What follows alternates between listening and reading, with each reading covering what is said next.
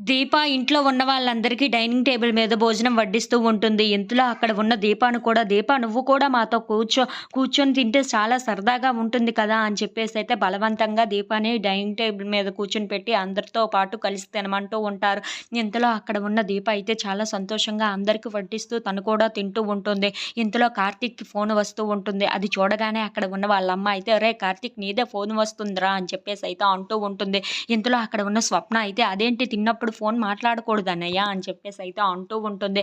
ఆ మాటలు వినగానే అక్కడ ఉన్న కార్తీక్ అయితే, "ఆఫీస్ నుండి వస్తుందమ్మా, ఏమో అర్జెంటో ఏంటో ఒక్కసారి ఫోన్ మాట్లాడేసేసి వచ్చేస్తాను" అని చెప్పేసైతే అక్కడి నుండి లెగిచి ఫోన్ మాట్లాడుతూ ఉంటాడు. "ఏంటి ప్రభాకర్ ఈ టైంలో ఫోన్ చేసావు? గెస్ట్‌లు వచ్చారు ఇంటికి" అని చెప్పేసైతే అడుగుతూ ఉంటాడు. ఆ మాటలు వినగానే అక్కడ ఉన్న ప్రభాకర్ అయితే, "మేడం గారు మిమ్మల్ని అర్జెంట్‌గా ఆఫీస్‌కి రమ్మంటున్నారు సార్" అని చెప్పేసైతే అంటూ ఉంటాడు.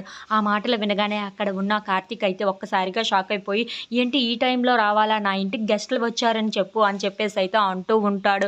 ఆ మాటలు వినగానే అక్కడ ఉన్న జ్యోత్స్న మాత్రం, "లేదు కుదరదు, ఇప్పుడే అర్జెంట్‌గా రావాలని చెప్పు ప్రభాకర్" అని చెప్పేసైతే అంటూ ఉంటుంది. ఆ మాటలు వినగానే అక్కడ ఉన్న కార్తీక్ అయితే, "ఏంటి ఇప్పుడే రావాలా? సరే అయితే నేను కొంచెం సేపు ఉండి వస్తాను" అని చెప్పేసైతే అంటూ ఉంటాడు. ఆ మాటలు వినగానే అక్కడ ఉన్న జ్యోత్స్న మాత్రం, "లేదు ఒక 5 నిమిషాల్లో త్వరగా రావాలి, అర్జెంట్ అని చెప్పేసైతే చెప్పు ప్రభాకర్" అని చెప్పేసైతే ఆ ప్రభాకర్‌తో మాట్లాడిస్తూ ఉంటుంది. ఇంతలో అక్కడ ఉన్న కార్తీక్ అయితే చాలా బాధపడుతూ, "ఇప్పుడే అర్జెంట్‌గా రావాలా? ఈ జ్యోత్స్న ఒకటని పెట్టదు.